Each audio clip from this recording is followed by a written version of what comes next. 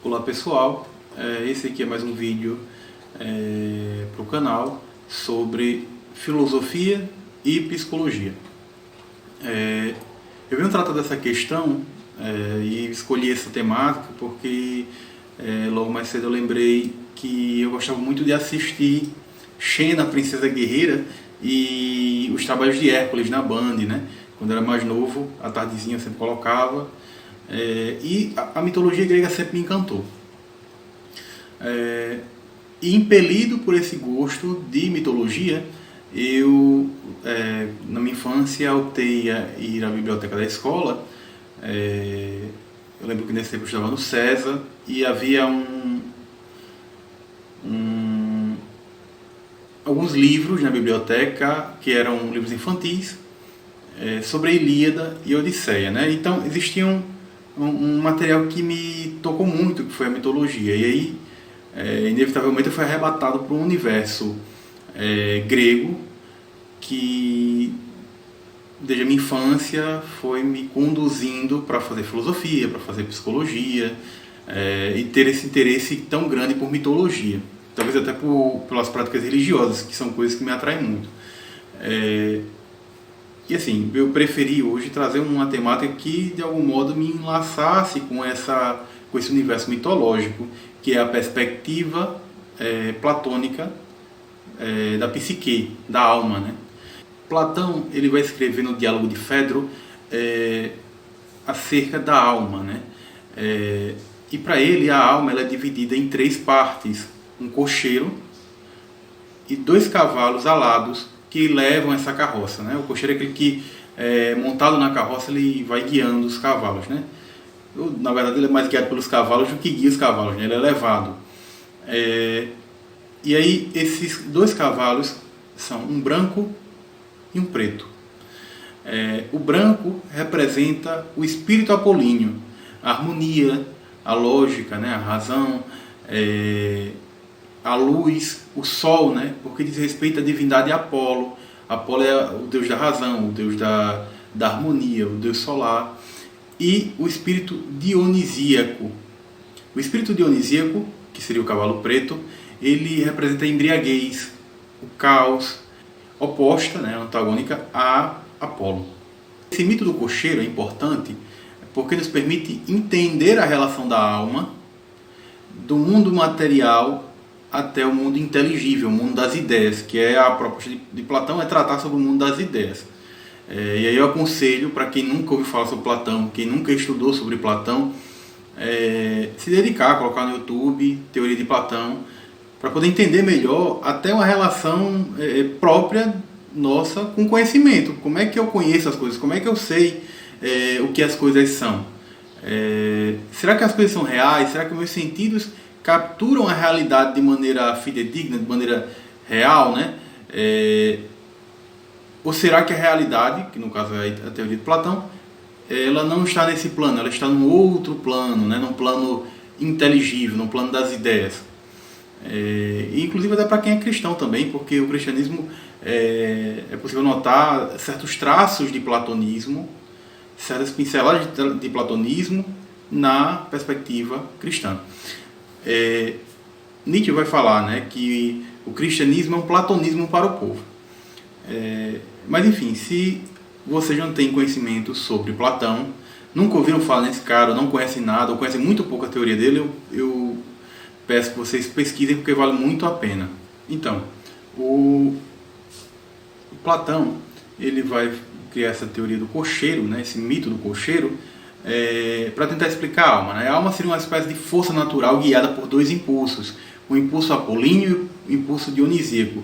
E esses impulsos, eles carregam essa alma, levam essa alma para esse plano inteligível, ou se forem mal coordenados, mal domados, eles podem acabar levando essa carroça para a desordem, né? Então assim, Apolo e Dionísio eles surgem na cultura grega como um conflito entre o dia e a noite, a ordem e o caos, a aparência e a profundidade, a moderação e o desregramento. Enquanto Apolo é o deus onírico da serenidade, da harmonia, da razão e do respeito, a lei e a ordem, Dionísio é o deus da loucura, do desregramento, do vinho, da embriaguez, dos prazeres do amor, do que borbulha, transborda, palpita na natureza. Então são dois impulsos que se distinguem, né? Quase que antagonicamente. O cavalo branco, ele é amante da moderação, ele obedece apenas com a palavra, ele não é de raça ordinária, ele é um cavalo belo, ereto, pescoço fino, nariz aquilino, pelo branco, olhos negros, amoroso de honra, enfim, a gente vê uma disciplina e uma beleza no cavalo branco, enquanto que o cavalo negro é desengonçado, ele tem massa bruta e sem graça, pescoço curto e duro, de rédeas, nariz achatado, enfim, ele é teimoso e ele é desregrado. Então nós temos aí dois antagonismos aí entre o cavalo, né? Enquanto que um obedece pela palavra, de maneira ativa, né? Ou ele é obediente, o outro cavalo é desregrado e teimoso. O homem seria, portanto, o intervalo onde duas forças se ligam. O espírito apolíneo e o espírito dionisíaco encontram no homem esse lugar médio, pois o homem não é nem divino, nem plenamente bestial. Resta ao homem conseguir levar a uma ascensão apolínea sobre o espírito dionisíaco e a partir disso conseguir ser senhor de suas próprias paixões. O estatuto intermediário do homem dá a dimensão exata de sua condição, que implica a faculdade de compreender o que denominamos ideia, isto é, ser capaz de partir da multiplicidade de sensações para alcançar a unidade mediante a reflexão. Como ser intermediário, ele estabelece a transição entre a besta e o Deus, entre o sensível e o inteligível, partindo da multiplicidade de sensações daquele para alcançar a unidade que este preconiza, pelo intelecto. Da multiplicidade à unidade. Da ordem, do caos à ordem. Apenas o homem, como um ser ambíguo, é capaz de unir em si polaridades antagônicas, tornando-as elementos de um mesmo ser, eternamente em guerra, degladiando-se consigo mesmo. Os cavalos dos homens diferenciam-se do cavalo dos deuses, porque o cavalo dos deuses possui uma parelha de cavalos, né? A carroça dos deuses possui uma parelha de cavalos, que são ambos brancos. Enquanto que para o homem, de difícil direção, ambos são distintos, né? A carroça do homem é regida por um cavalo branco e um cavalo preto, né? Então o cavalo dos deuses é de muito mais fácil direção. A alma se define como imortal por essência e como princípio de todo movimento. Ela dirige e governa o que não tem alma, ou seja, o corpo. Quando é perfeita e alada, caminha nas alturas e governa o mundo em universal. Se a alma perde suas asas, entretanto, cai até bater em algum corpo da terra, ao qual passa a mover. A asa das coisas que se relacionam com o corpo é o que mais em alto grau participa do divino. As qualidades do divino, o belo, o sábio, o bom e tudo mais do mesmo gênero, parecem crescer as asas da alma. Por outro lado, o feio, o mal e tudo mais que se opõe às qualidades do divino fazem as asas murchar e perecer. Então, Zeus e o séquito divino, que se constitui por 11 deuses, eles seguem com seus carros alados no céu, cada um ordenando e cuidando de tudo o que diz respeito à sua respectiva esfera, porque cada deus ele cuida de uma coisa, né, no panteão grego. E eles são acompanhados, aliás, por diversos outros carros de diversas almas humanas que seguem esses deuses nesse espaço alado, né, no céu. Os deuses alimentam-se das essências e quando vão banquetear se postam-se no dorso da abóbada celeste. Então eles caminham pelo céu, os deuses, acompanhados pelo secto e por outras almas, né, que vão seguindo esses deuses pelo céu. E aí, sendo as parelhas, né, a dupla de cavalos dos deuses de boa raça e ambos obedientes, eles sobem depressa. As outras que as seguem só o fazem com muita dificuldade, pois o corcel de raça ordinária, quando não foi devidamente educado, né, quando os cavalos não estão devidamente domados, são puxados pelo seu peso para a terra. E essa é a mais árdua provação que a alma passa. Então, quando a alma ela tenta alcançar os deuses, que sobem depressa devido à sua parelha de cavalos, se os cavalos não forem bem domados, eles vão ficando para trás. Até ao passo que a carroça de uma dessas almas pode cair pelo seu peso na terra e encontrar algum corpo e passar a se mover através desse corpo. Eles são aprisionados nesse corpo.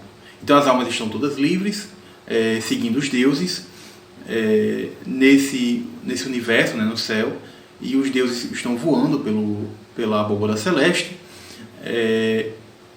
e quando a alma ela não consegue acompanhar esses deuses e o seu secto, quando elas vão se tornando cada vez pesadas, né, desordenadas devido à falta de educação que deram aos cavalos, elas caem da abóbora celeste e adentram um corpo e passam a se mover através desse corpo.